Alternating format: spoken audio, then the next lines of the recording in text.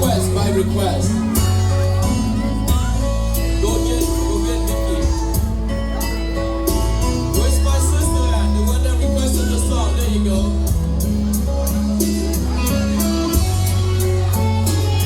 Chill, where are you? Chill. Còn cho mình sẽ tón đại bên.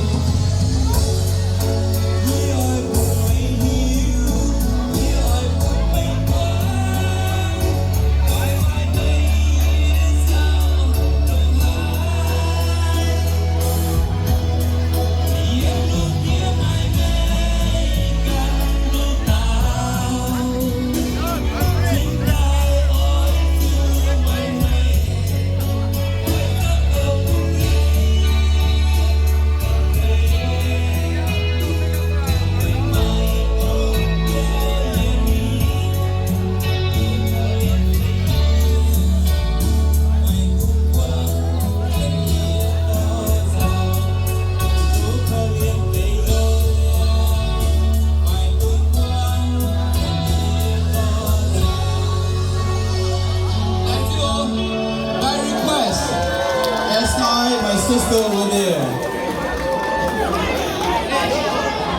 All right, let's do a faster one, huh?